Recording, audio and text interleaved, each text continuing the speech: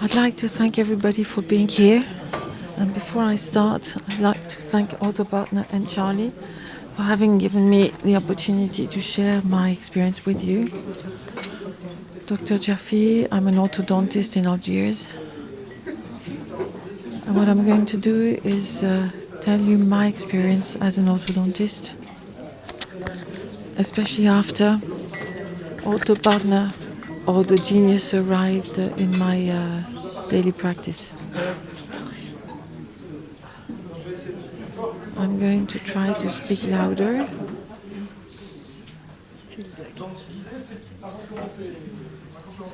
Before I start the conference, I was wondering what the best way is to approach the topic.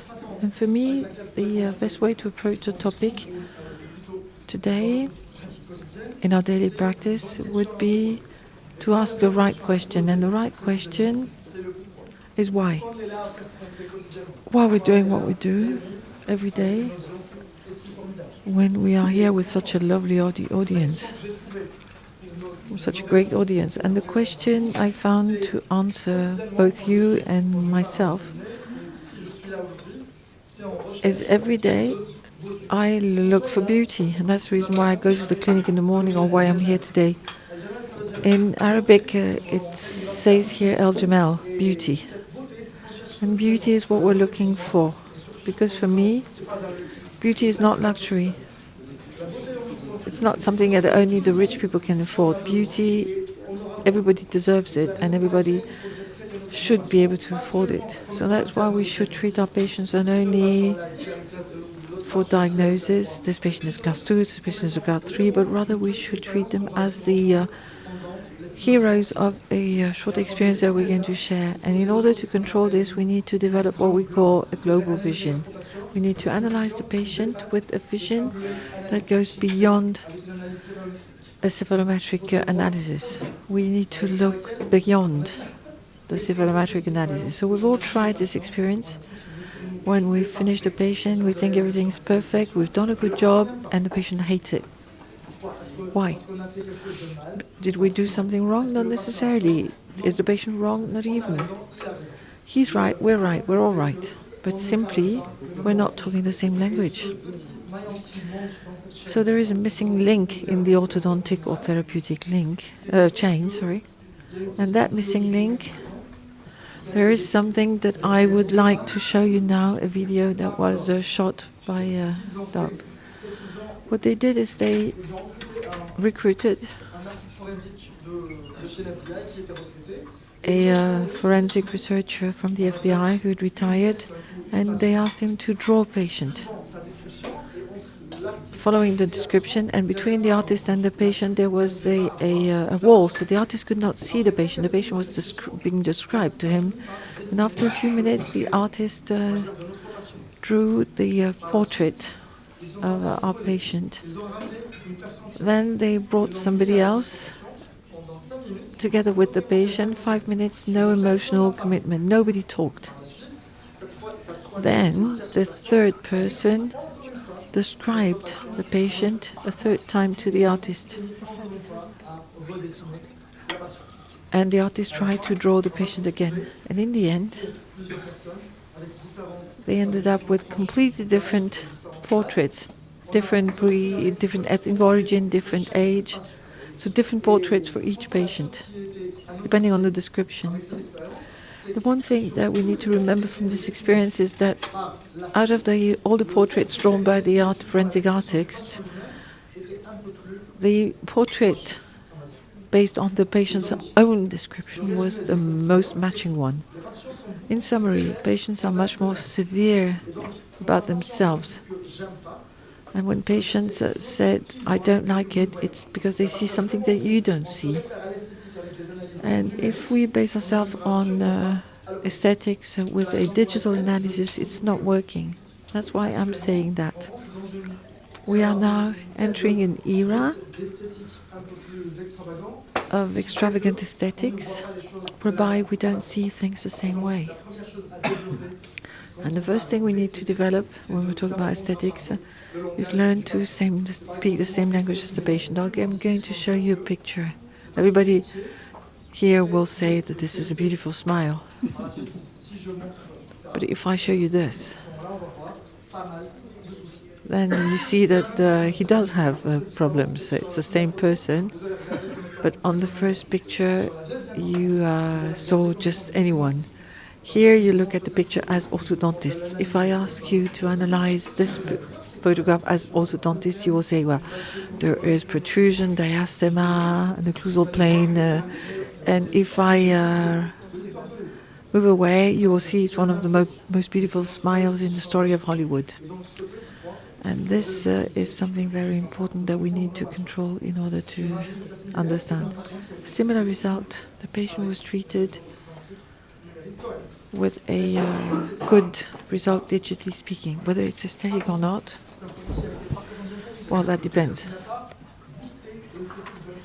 We didn't boost the aesthetics. This is a skull. This is the glory skull,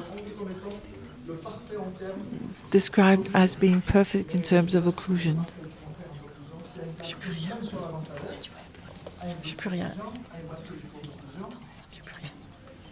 Ça va, ça vient. Là, j'ai plus rien. On the most perfect. Là, j'ai plus rien. I'm the interpreter, sorry, we don't hear anything. The microphone's not working.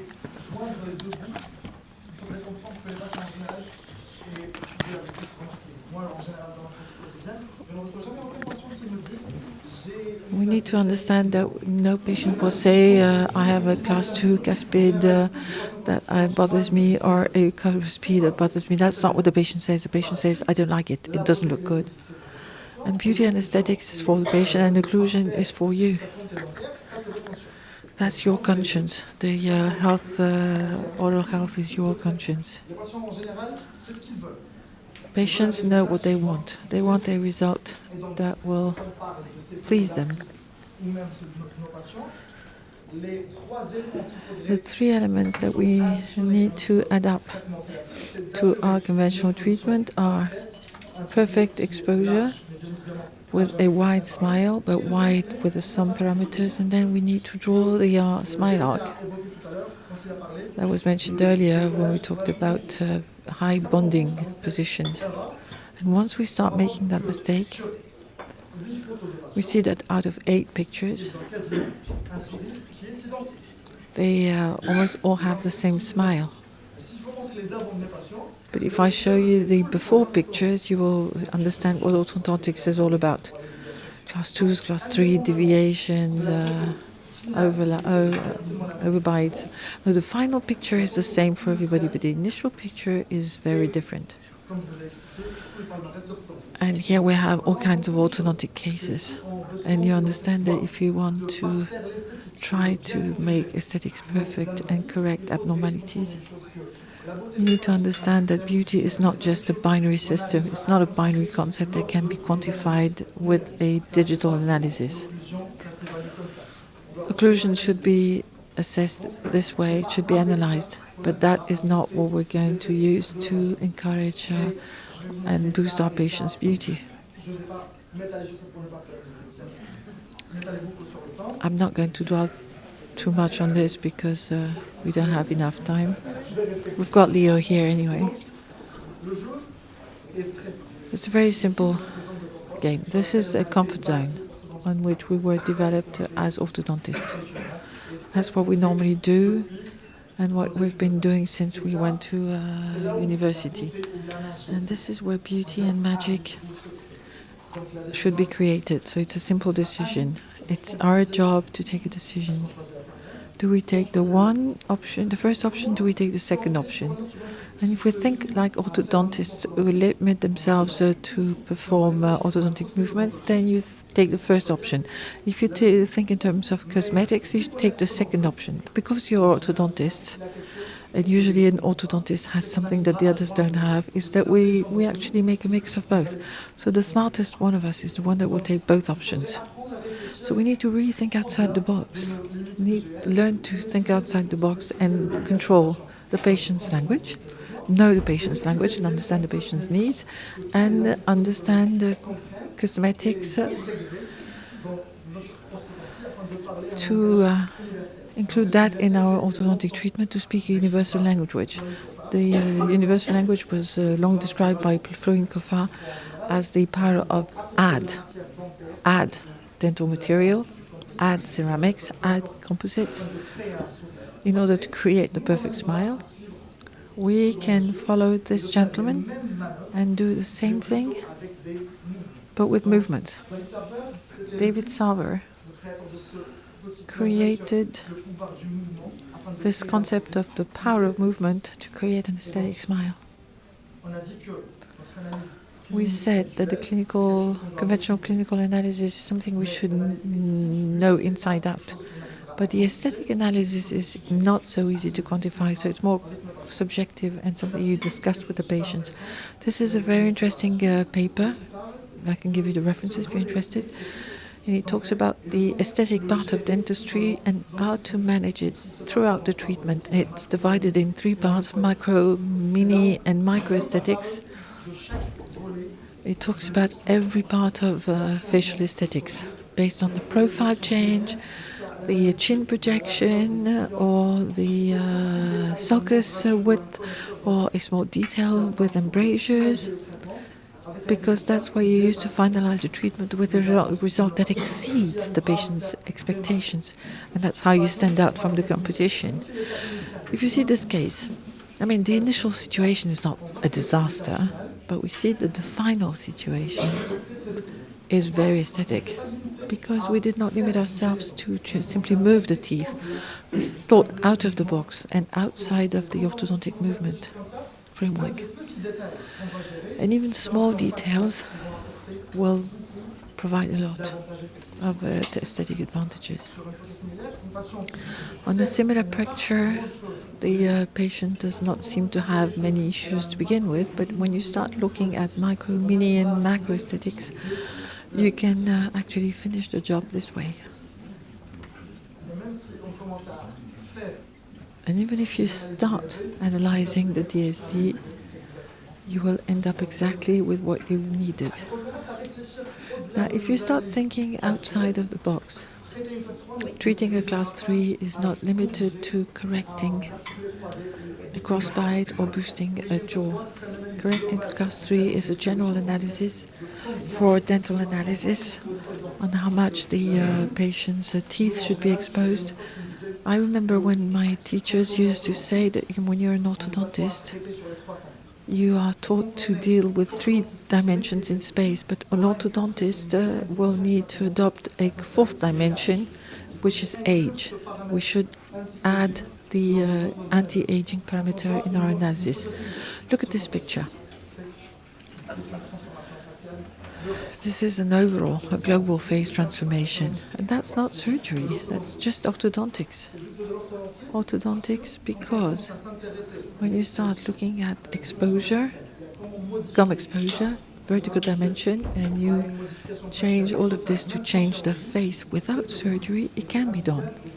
It can be applied and it's reproducible, provided you start thinking about it. Unfortunately, you only have 30 minutes, and in 30 minutes I cannot talk about all the details. But I believe that in the near future we will be able to discuss this. Now, if I do this, if I look at the details, I see this patient. This patient is a class 2. Retrognathia, high smile line, she exposes her gums. And if we start talking about the to-do list, everything we need to do to improve that patient, usually that's how the patient looks. And if the patient looks like this, it's surgery. I mean, I come from Algeria. For us, surgery is not very common. And that's what made us choose slightly treatments that were pushed one step further, that were boosted so that we could do without surgery.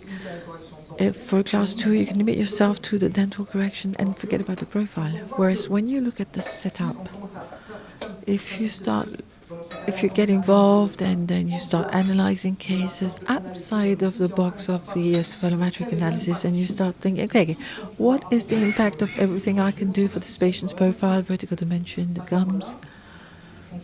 Then, once you've completed the decompensation and alignment phase, you can start managing the gummy smile. And by the way, it's going to help us to intrude the gummy smile, but also to improve, to be able to see on the patient's lips and on the sulcus. Once you do that, you adapt the lower arch and you get a similar result to what I've shown you already. Now, obviously, you then had something that is reproducible. But if it's not reproducible, sometimes it's also non-stable. After 12 months, we do have a very nice follow-up. So this to say that we have people arguing that, well, our treatments are not stable. Well, they are, especially when you manage soft tissues, hard tissues, and the muscles as well. Then this is what you get as a result. You would have thought that it is a surgical case, but it's not. We have quite a number of patients in our country who refuse surgery. And in the past, we used to say, well, if you don't have surgery, it's impossible for us to treat you. Now, of course, we use TARS, we use other options, but we also run a risk of root resorption. However, we should put ourselves in the patient's shoes. There are many reasons for which they would refuse surgery. And sometimes when you have a predictable system, you start with the end in mind. That's really the best way to go about this. So I'm just going to jump very quickly to this part of my presentation. I've been a clinician for many years and I've always used different brands. Those who know me know that I'm not partial to one system. I will never say that this system is better for that or this system is better for that. This is a picture which was taken in Dubai in 2023. If I'm not mistaken, I think I'm one of the most recent clients of Orthopartner. I haven't been around a long time. So in 2023 I was in Dubai, and this is when I met Charlie. Charlie told me, well, we have a high quality bracket. I start a conversation with him, and then he invites me to Dubrovnik, to the summit that was organized last year. I was in Croatia. And, well, last year I thought, well, it's a bracket like many others. It's fine, but nothing special. But then I purchased those brackets. I bought a few cases. You should know that I am pretty phobic. My assistant, when I start a new case, she's asking me, well, which bracket should I use? And I thought, well, this is a complex case, plus I don't know the bracket. I'm going to end up in a pickle. I thought, well, Charlie told me it's perfect. Yemen told me it's perfect. And then I decide to take the plunge. So I start with this case, tendency to class 3, many rotations. When you've been a clinician, when you've been around for years, severe rotations plus axis discrepancies means that you're going to have a hard time. Now, Charlie told me that with the Genius bracket, you have remarkable rotational control. Now, I analysed the case. The gingiva is red and rather weak. There's also a crossbite. This is not an easy case, but I thought, well, let's trust the process. This is where we are 5 months later. And I think, well, apparently Charlie didn't lie. And I'm here to tell you that after 5 to 6 months, this is what I get. And this is what I get at 11 months, believe you me. Starting from there, after 6 to 7 months, my assistants now say, Doctor, should we use Orthopartner? I tell her, no, simple cases is not for Orthopartner. I want Orthopartner brackets only for hard cases. And now my assistants, they know. But this, of course, is a joke. I use this bracket for pretty much all my cases now because I'm a convert. This is another case. And those are those cases that we hate, class 3, a lot of compensation. But, well, again, I take the plunge, I get the teeth moving. And as Ariel said, he said something. He said that, well, obviously the treatment is not only the bracket, it's your planning, it's your hands as well, it's the experience that you've harnessed over time. So obviously you should deal with the bracket for what it is. It's a tool, and of course you should use the best available tool. So this is this patient, this is a class 3 situation, and after a few months, look at the torque control. It's pretty impressive, let me tell you. This is what I get after 7 months and 5 appointments. What does it mean? You know, I've been an orthodontist for many years. I've always liked Damon and Pitts. This is my mindset, this is my protocol, but I've used all brackets on the market because I thought that, well, the product doesn't mean much in my treatment, but sometimes you hit a wall or you come to a form of ceiling effect, and when you have a ceiling effect, then you realize that the product does have an impact. Now I'm going to show you a number of surgical cases. This patient used to have a cleft, and he also has a heart condition, so much so that he cannot sustain more surgery. So he comes into my clinic and he's afraid that I'm not going to be able to treat him for the underlying heart condition, but also for other reasons. Do you think I can help this patient? Well, at that stage you should say, yes, of course. Of course, but when the patient comes in, I'm not that confident. As I told you, I start and look at this case. I need to, well, there are different talks all over the place. Look at the curve, and I'm bonding all teeth, as you can see, because I trust the system.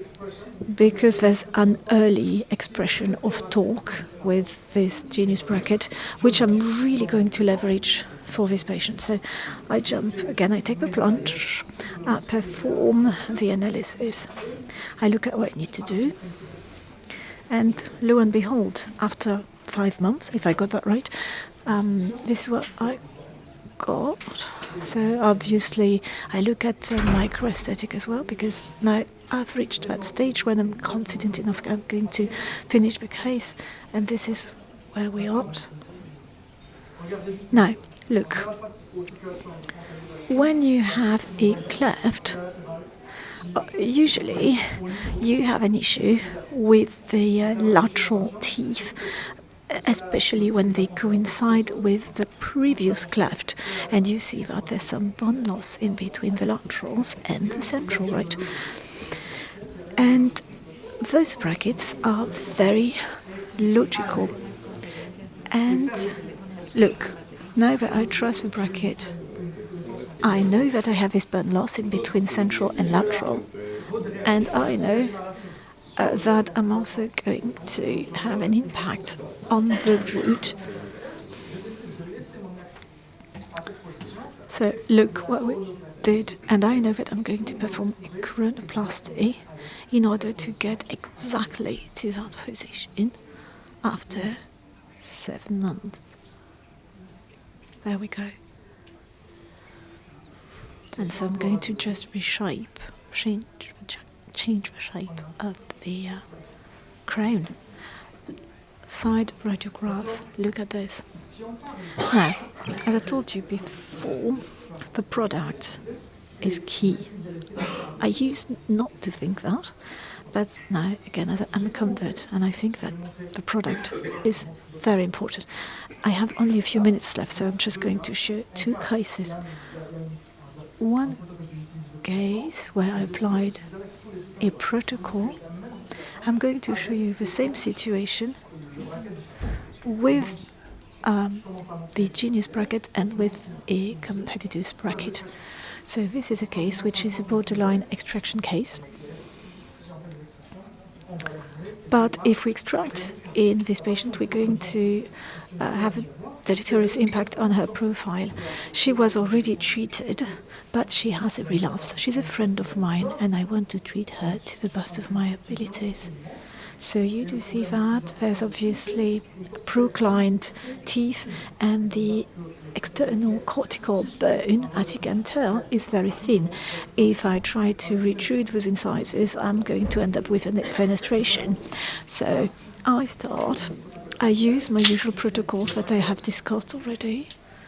I'm going to use brackets that are going to bond rather high to leverage the torque and movement. I want to have some torque at the root level, but also on the lingual side.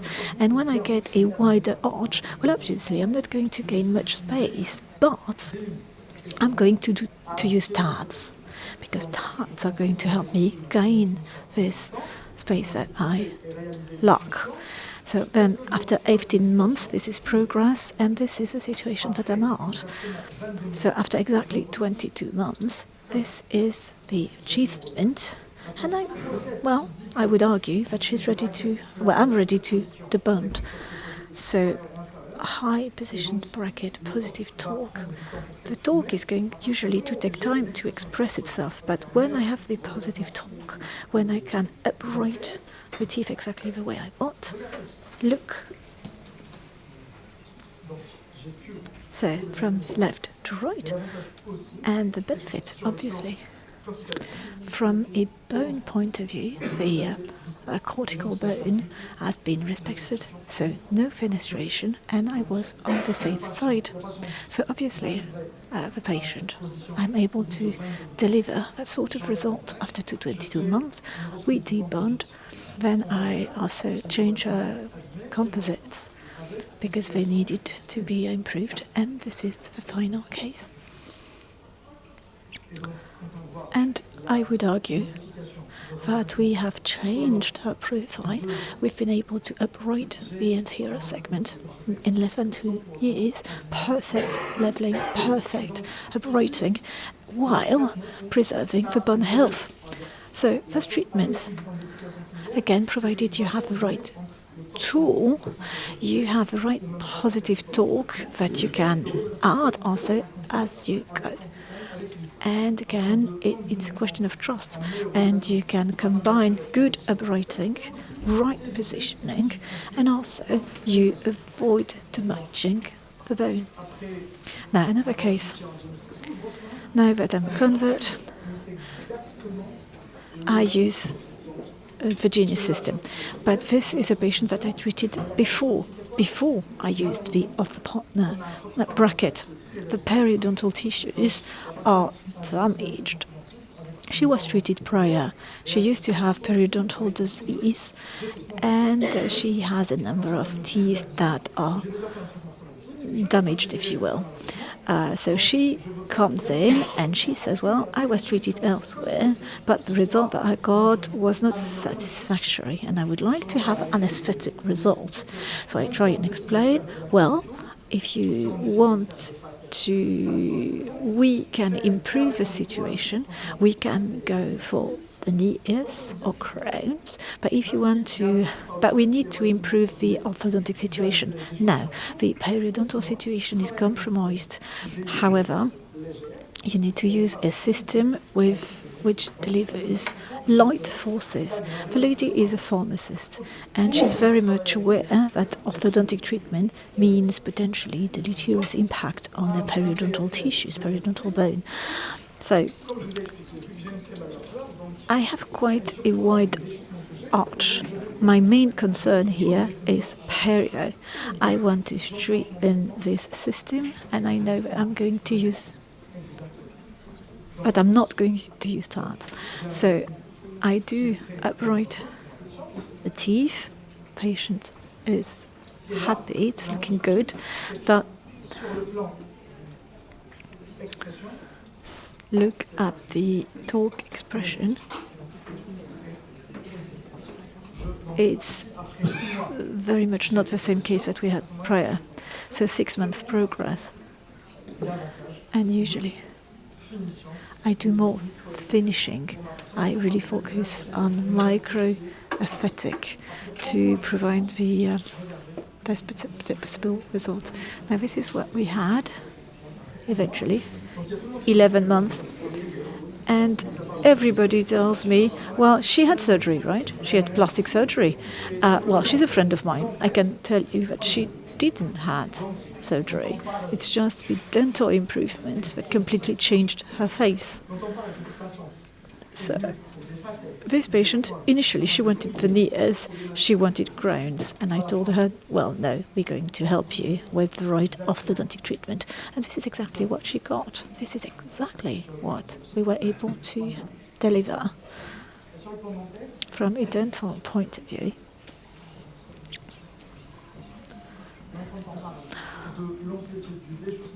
Look at the Perio situation, which was very compromised. I'm not going to say that we solved a Perio condition because it's not the point of a treatment. However, we didn't make the situation worse, and that's worthwhile. So microaesthetic, as I told you, crown lengthening, we worked on the festoon, we worked on everything that we could do, cosmetics if you will, but it's really going to help provide a very good result. Because obviously it would be silly to have a very nice orthodontic result and to leave those details out. This would be a shame. So you really have to pay attention. And eventually this is the smile line that we were able to obtain. Now I'm reaching the end of my presentation. Before I reach my conclusion, I'd like to summarize very quickly. This is my short experience with this product because, as I said, I've only used it for about 12 months. I'm going to tell you an anecdote. A gentleman it was winter, it was very cold, and the gentleman thought, I'd love to swim in a lake in the winter. So that gentleman drives to a lake. So he used to be warm in his car, and then he starts to undress and thinks, well, I'm going to jump in the lake. And then the cold gets him, just because he's half naked by the lake. Then he puts one foot in the lake, and it's so painful. The feet is very, it's turning blue. And then he's putting more of his body surface in the water, and the suffering becomes worse and worse. But after 10 to 15 minutes, he's fully in the lake. And after 10 to 15 minutes, actually, being submerged in water, he doesn't feel the cold anymore. And now his fear is to go out of the water. And this anecdote is a metaphor, right? I used to be afraid. I used to work with my protocol with a different brand. I used to work with a couple of brands, and I was happy with those. And so the first time that I heard from the Genius bracket, I was pretty much reluctant. I didn't want to take the plunge, but once you've done it, once you've dipped your toes in the water, you know that it's worthwhile. And now I've switched to Orthopartner. It was hard when I switched, and I suppose it will be just the same for you. But it's not easy. It's not easy to dip your toes in the water. But once you do that, and when you experiment, then you will get an unparalleled result. With that, I'd like to thank you very much. This is my team. I'd like to thank them because I couldn't do that without them. Thank you.